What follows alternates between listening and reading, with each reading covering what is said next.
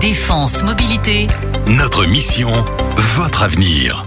Et aujourd'hui, on parle des soft skills ou des compétences comportementales. On pourrait simplement les opposer aux compétences techniques, mais ce serait oublier leur importance sur le marché du travail, un marché de plus en plus digitalisé. Les précisions de Fabrice Moléon, expert en innovation digitale et business transformation. À l'ère où, en fin de compte, il y a eu ce qu'on appelle une forme d'inflation un petit peu des diplômes, pour une entreprise, comment distinguer un candidat d'un autre? Alors, on a des exemples qui sont très célèbres, comme des boîtes comme Google, qui vont, en fin de compte, aujourd'hui ne plus choisir leurs candidats sur la base de critères techniques, un diplôme, un master, mais vraiment sur ces compétences foncièrement humaines et différenciantes.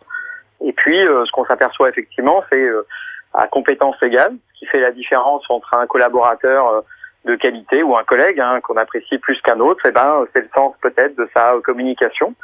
Comment l'apprendre aussi, puisque après tout, ça fait pas partie des cursus aujourd'hui classiques, et pourtant, tout le monde sait que ce sont des éléments qui sont fondamentaux au XXIe siècle. Les soft skills, ce sont donc des compétences permettant de faire la différence face à un recruteur. 3 d'entre elles sont particulièrement recherchées. L'innovation est une soft skill qui est recherchée pas mal, parce que on est bien sûr sur une période de transformation. Elle est liée à cette fameuse question du digital.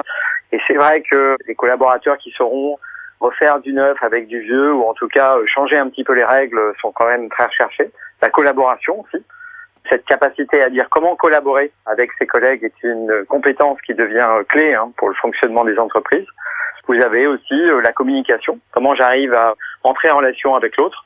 Voilà, c'est 3 exemples de soft skills qui sont aujourd'hui très travaillés dans les entreprises. Et alors, vous justement, comment, en tant que candidat, mettre en avant vos compétences comportementales ou émotionnelles? Voici quelques éléments clés. Déjà, en se posant la question de ce que moi j'appelle la proposition de valeur. Quelle est la différence entre mon profil et celui d'un autre? Et probablement parler de ce qui a fait la différence à un moment dans le succès d'un projet plutôt qu'un autre dans lequel il était associé. Et en identifiant comme ça ces fameux points clés qui fait qu'on est apprécié de ses collègues, ou ce qui fait qu'à un moment un projet a été couronné de succès plutôt qu'un autre. Voilà en résumé les pistes sur lesquelles travailler pour vous différencier des autres candidats. À vous donc de bien préparer la mise en avant de vos soft skills. Et pour le faire, rapprochez-vous de Défense Mobilité. Rendez-vous sur son site internet www.défense-mobilité.fr. Défense Mobilité. Notre mission, votre avenir.